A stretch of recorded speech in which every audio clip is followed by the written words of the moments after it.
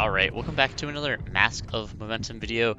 Today, we're going to go over my Battle Hardened top 8 Vynnset list. I think it was pretty interesting, to say the least. I did not really expect myself to be playing Vynnset, pretty much ever in my life. I was, quoted as being one of the biggest Vynnset haters for the longest time, and I kind of still stand by that, like, it was unplayable when I was saying that.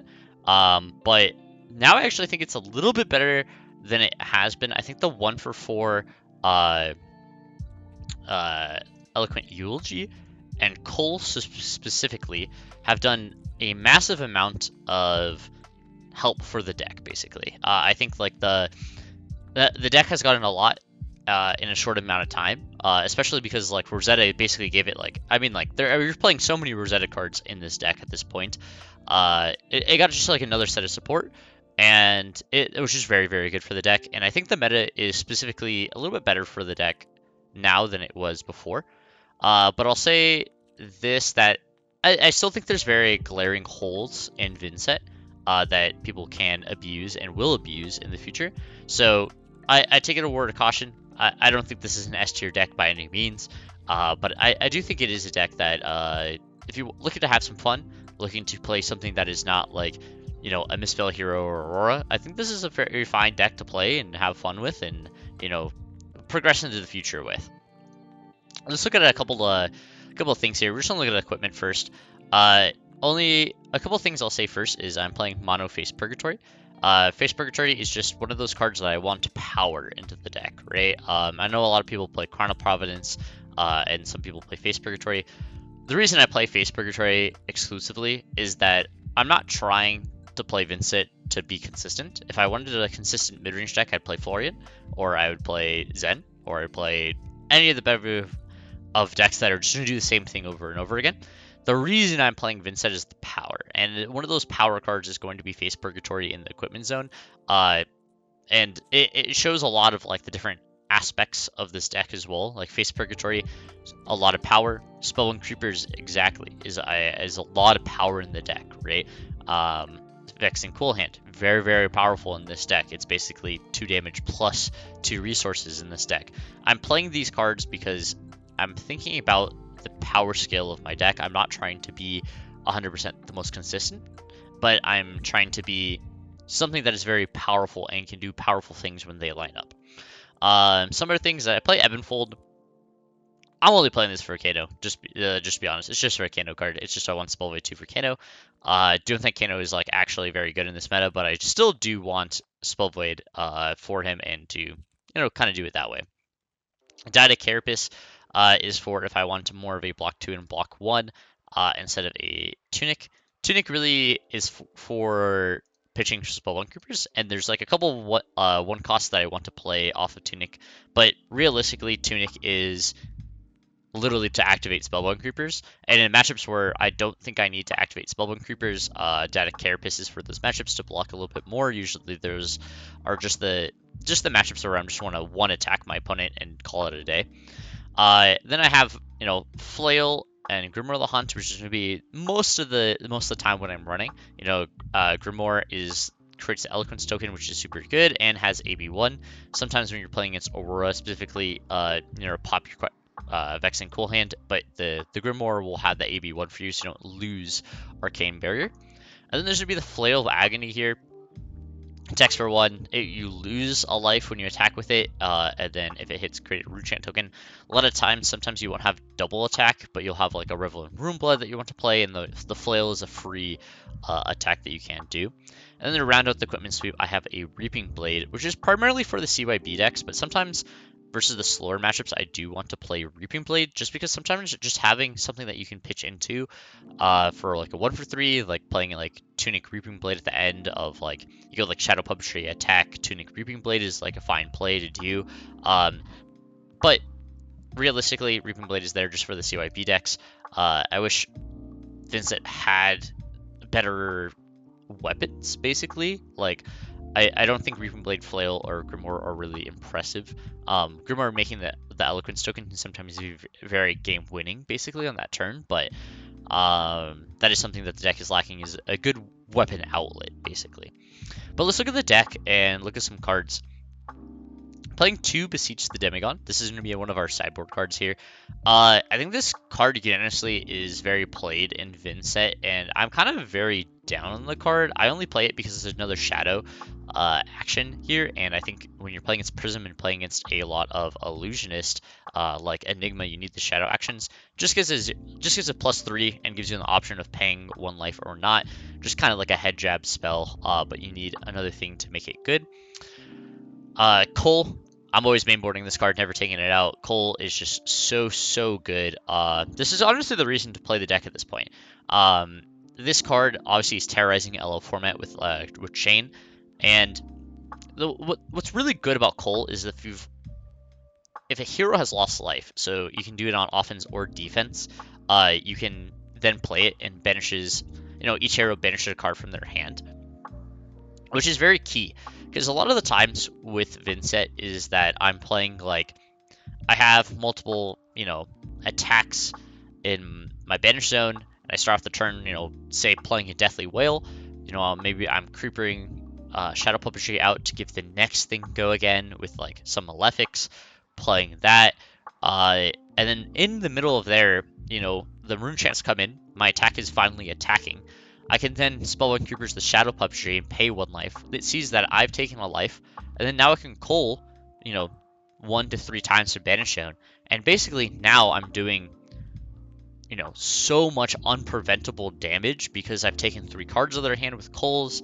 I have all this Rune Chants and attacks coming out, and I'm doing a big chunk of damage to my opponent to get over the line, basically. And Cole is very good about that. Cole's also good about, versus Zen, they go, attack, maybe activated their Zen ability, play the Crouching Tiger, have the other card banish, that chase the line you, and you just go, Cole, boom, you can't do your thing anymore. It's very good for me, etc, etc. Dirge is another one of those consistency pieces for the deck.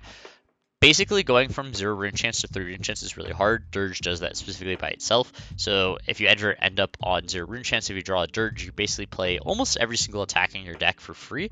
For like, playing Dirge onto the thing, you can play it that turn. So you basically can 2-card any 3 cost in your hand, which is very good. There's Deathly Delight, which is going to be a consistency piece. This is going to be a 2-cost Rune Gate. I'll talk about the other 2-cost Phantom Wraith and Widespread Ruin. I think Widespread Ruin is the one that has a little bit, because if you pay the life, then you're going to banish off the top, and you can get extra resources off of that. But realistically, these 2-for-6s are just consistency pieces more than anything else. I really need the deck to be able to function off of 1 Malefic Incantation, and that only works if I have a quantity of 2-for-6s in my deck. A lot of the time as well, if I'm paying a life for Shadow Puppetry, my Deathly Wheels will make 2 Rune Chances, and that's really good with the, obviously the 2 Rune Chant, Rune Gate stuff. Deathly Wheel is going to be our glue of the deck. It's by far the best attack in the deck, basically, because it makes Rune Chants at the back end, so it's going to not only does it make Rune Chants on the back end, but it's the consistency attack, and it's a 3-cost, and 3-cost, 6 power, kind of okay, but realistically it's kind of free in this deck, so it's a free 6 power, and whoever's lost life, you make Rune Chants, which basically means that you can play other things for free or be more consistent for the following turns, which is very good. Only playing 7. I don't really like the blue Deathly Whales. I think a lot of people play 9. I'm just not a fan of playing 9. I just don't think I need 1, the blues in my deck, and 2, blue Deathly Whale is really bad. It attacks for 4, just not something that I'm really interested in. Eloquent Eulogy is going to be our 1-cost Rune Gate. This is something that also came out in MST, which is very good. So basically this deck went from like vastly unplayable to MST getting Eloquent Eulogy, which was a good 1-cost Rune Gate efficiency, into going to Rosetta, where it got Incantation, Dirge, something like that, and then now getting Cole. So it's just getting 1 to 2 cards every single time, which is super good, which is that Eloquent Eulogy. And then we got Funeral Moon, which is another consistency piece. It blocks for 3, but it does the same thing. If somebody's taking damage, you can cast it at instant speed. It's allowing you to abuse these Eloquence tokens. If you don't know what an Eloquence token is whenever you play a non-attack action card, you can destroy it and it gets go again. But because I'm casting Funeral Moon and Cole at instant speed through the ability of somebody losing a life and it has go again, I get an extra action point. So it's just another way of having inherent go again in the deck. You don't really play that many go again pieces in the deck. You're only playing about like 6 to 9 main board and boarding up to maybe 12 for those, fatigue matchups. But this is another way for you to set up like kind of an action point generation. And this is also making a rune chant, which can be very important when you're going very wide, or just getting back to 2 or 3 rune chants. Maybe Deathly Will hits, making a rune chant. You play Funeral Moon, and then you can play any 3 costs or less in your deck the following turn. Just a consistency piece that also blocks for 3, which is very good. Haunting Rendition. It's going to be another one of my sideboard cards. It's a 0 for 4. This thing can pitch itself and prevent the next 2 and make a rune chant, which is very, very good. Good consistency place. 4 block. It's just a block card, but it blocks for 4. Very good. Very playable. Very good against Aurora and other type things that are trying to, maybe flick a dagger at you, do some rune chants, and you blocking out as well. Then I'm playing 6 Malefic Incantations. This is going to be a very big glue piece for the deck, and it's kind of like the reason why the deck actually works at this point, because, as 0 cost go again, enters with 3 counters if it is the red one, and ticks down and makes rune chant on the back end, which is pretty important because when you send these 2 for 5s or 3 for 6s, making a rune chant on the back end allows you to play a second one from Banish if you have go again, or just sets up enough rune chants for the following turn. Yellow ones aren't as that impressive, but just have the quantity of Malefics in your deck. Having 6 is just so good. Another consistent piece is going to be the Read the Runes. I'm only playing this in a lot of sideboard matchups as well, but Read the Runes, super strong. Sometimes you have an Eloquence token just left behind from like an Elegant Eulogy from the previous turn, or you can make one with a Grimoire. And you play Read the Runes into a 3 cost. Not the most efficient thing that you can do, but it ends off at a lot of rune chants, so maybe that you can cast Oblivion or something else. Reduce the rune chants is a house in this deck. It's not only a consistent piece, but blocks for 4. Very good against your kind of a Rune Blades of the set. Just, basically a 0 for 4, cost 1 left to a rune chant. You just gotta have to play in a way to where you always end on a rune chant, or if you don't, even pitching into it sometimes is fine, just for like consistency purposes, if your opponent isn't going like super, super wide on the turn. Revel, kind of like the reason to play the deck. You just need power, right? Like, Revel not only makes you 4 rune chants, but also allows you to play another banish card for free, basically. So not only does it give you resources, it also gives you 4 damage at the cost of you needing to play another spell plus a attack, which is costly in the deck. You don't really keep very large hands with Vynnset, and especially because you do have to banish a card at the start of your turn every single time. But Revel gains you that power back. I don't know if I want to play 3 copies necessarily, but 2 copies seems like around the way I want to play. Runeblood Incantation is another consistency place. I usually play this with Sonata Galaxia, and I read the runes and stuff like that in my sideboard for more of these, more of these controlling matchups, more of these fatigue matchups where I need the more rune chant generation over time, and maybe I'm blocking out a little bit more. Incantation does it very well at the beginning of your turn. You get a rune chant, and it happens for the next 3 turns, which is super important. Also, it doesn't leave the battlefield. It doesn't leave when it ticks on the 3rd time, so you actually can dirge it on the 3rd one, which is actually quite important, by the way. Sometimes it lines up to where, you tick down, make a rune chant, you can dirge it, go to 4 rune chants. Super, super good on there. Shadow PUBG. This is a house. Honestly, it's the premier go again card in the deck. It gives the next thing +1. Doesn't seem like a lot, but +1 go again. And if it hits, gives an on hit for the deck. The deck doesn't really have a lot of on hits. The deck basically says anytime somebody loses a life, you do something, which, they may banish a card from their hand, banish a card from their arsenal. So you do have on hits, but Shadow PUBG is the one that, if they get dealt damage by the physical attack hitting and not just the rune chance and the physical attack, you can look at the top card and banish it, which there's a vast majority of cards in this deck that I can play from the Banish Zone, which is very, very good. A lot of the times, sometimes you have to start off your turn with just like Shadow Puppetry Deathly Will, and you can basically play any attack that you hit off the top, but you just need to hit one, and Shadow Puppetry allows you to get a little bit from that. 2 Shelter from the Storms. As you can see, I play about 6 DRs here in my matchups for some other things. Those numbers might change around a little bit, but I still think they're very good. But it is kind of like my Aurora Sideboard plan is having at least 8 D-Reacts. Might have more by the time I get to the Pro Tour. Might have less, who knows? But that's kind of where I stand on it currently. Something like Galaxia, I think this card is like actually not that good, but it does a lot because it only has Go Again if you have 4 more rune chants. But this deck doesn't really have that extremely enough, and I'm not really paying into it either. But it does get Incantation out if I have 2 rune chants, and also it's just another consistency piece of hitting something on turn 0 or turn 1, which I need in a lot of those matchups. Tear Through the Portal, very good way of getting Go Again in a lot of instances. So what I touched on earlier is that Funeral Moon and Cole at playing at instant speed with Go Again gets you another action point.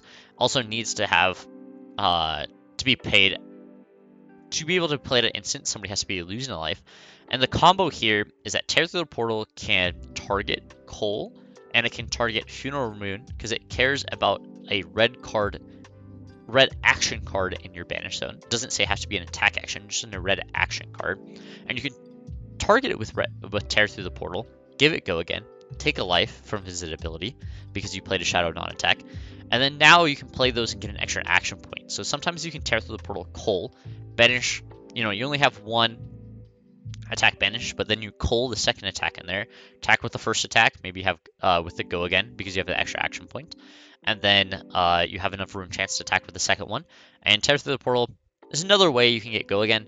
A little fancy way with the Cole and the Funeral Room if you have, like, say, Widespread Destruction and maybe like Widespread Annihilation in your Banish. You don't have a specific red card, but most of the time all these attacks are going to be red, so just attack with the red one. Phantom Banshee is just another one of those kind of consistency things. It's just a 3 for 7, but it's a 7 attack popper for Prism. I don't want to skimp on 7 attack poppers. I don't want to skimp on 6 attack poppers, basically, versus Prism and fall behind. This is just one of those consistency pieces for Prism. Although your Prism matchup is very good, don't want to be losing your very good matchups, and this is one of those. I actually hard cast this card a lot of the time. Sometimes you just draw this in a blue, and you're just like, here's 1 rune chant in 7 from my hand, and I'm going to keep this banished, widespread rune or 2 cost or something in my thing. As I talked about earlier, Phantom Wraith, just kind of consistency for the 2 cost slot. Doesn't have any on-hit effects, just for 6. And then Widespread Rune is the best out of the 2 cost rune gates. It's the 2 for 6 that when the chain closes, the hero who has lost life this turn banishes the top card of their deck. You can use this in a way with Tear Through the Portal or Shadow Puppetry to where you take a life, and then you can close the chain and you actually will banish the top card, and sometimes you can hit a second attack. Usually banishing a top card of your opponent doesn't really do that much. Actually, I played against Dio this in Sao Paulo, and I played 3 widespread runes and actually made him fatigue faster, which was kind of interesting. But no, widespread rune really is trying to get off of one of these shadow non-attacks, so you banish a card, basically. Succumb to Temptation is another one of these Rosetta cards that are very good. This adds another on-hit effect. A lot of the time, your opponent will just maybe pitch for the rune chance or maybe not. It's very good against the decks that don't have a lot of blues in their deck, so they won't pitch for the rune chance, but they'll block 6 on the attack. Succumb is pretty good against those decks because sometimes they just want to keep a 4 or 5 card hand, and you succumb them, and then you just take their best card and make it so their turn is just so not good leading into it. Succumb, very, very interesting card. Very good in this deck specifically. Even if you don't have something to have go again after it, just basically taking a card from your opponent is super solid at instant speed if they've taken a rune chant. Widespread Destruction is a 3 for 6 that banishes a card in their arsenal. This is one of the best attacks in the deck. A lot of the time, your opponent my AB3, double block something, try to set up a 5-card hand. Then you Shadow Puppetry, take a life, widespread destruction them. They're going to lose that arsenal no matter what, or they have to spend 3 cards blocking this widespread destruction to keep their arsenal, which is a heavy task. It does a lot of work in this deck. Machinations of Domination. If you make a create an aura, which you always create an aura because it's banish a card at the start of your turn with Vynnset. The next thing gets Overpower and go again. So Machinations super powerful here. Just coming in. It's just one of those another go again pieces in the deck. You're really playing Machinations, Succumb, and Shadow Puppetry in your main board, and maybe some tear through the portal in your side. So Machinations is a blue plus a go again spell, which is important in this deck because I don't really want to play a lot of blues, but I do want to hard cast some of my my RuneGate cards from my hand a decent amount, which Tunic allows you to do, and Machinations allows you to do if you want to set up. Also, the Overpower late game is super impactful and allows you to get through a lot of these hits like widespread destruction, a widespread annihilation, a widespread ruin, a lot more often. Oblivion is a super interesting card. If you control exactly 6 rune chance, you create a Nazareth, the Soul Harvester, which is a very interesting one. It costs 0 to attack, has 6 power and 6 defense, and whenever it hits a hero, you can banish a card from their soul. If it's a light card, it banishes this way, you gain a life. Realistically, that never happens. I don't like versus Bolton or versus Prism. You're not really doing that or really care about trying to play Oblivion into those matchups, but it's really there for you can play all these go again effects with another attack and always have something there at the end, and your opponent has to basically keep 2 to 3 cards to kill this a lot of the time. Has to keep a 2 for 6 that might have gone at you, but it comes at Nazareth instead, so it gains you a little bit of life as well. Pretty good card. And all beings. I wish I had a better ability, to be honest. Then the only 4 cost attack in the deck. It's a 4 for 6. When the combat chain closes, each hero who has lost life this turn banishes a card from their hand. Super powerful. Probably the best effect in this deck. Works well with Revel and Runeblood because you can go to 4 exactly. But this is the on hit to where your opponent, you maybe come in for Shadow Puppetry plus Phantom Wraith, and you have a Revel in your arsenal, and your opponent's like, well, I'll let it hit. You banish my Annihilation, you Revel, come into there. Now their 5-card or 4-card hand setup is just completely nulled because they have to banish a card 100%. Basically, whenever I've seen my opponent look at this card, they just pitch 4 for word chance and double block it because they just won't have a turn because they're just gonna banish a card 100% of the time. So like 90% of the time. So a lot of times you can do it as well. You play Shadow Puppetry, play this. They know they have to block, and you can just kind of get a free turn cycle ahead of them doing that. And then obviously Eloquence Token, Nazareth, and Rune Chance use in this deck. It's kind of just like a limited guide. Obviously I have the Pro Tour coming up. Don't know if I'm playing this character there or not. We'll have to see.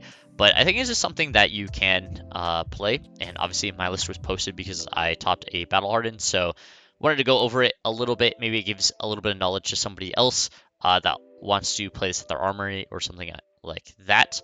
Vynnset, I think, is a little bit better. You see that there's like this sword here on Vynnset. I hope we get that as a expansion slot or eventually down the line at some point, because I think this character is super cool and I want to see it in the future. So thank you guys for watching, and I'll see you guys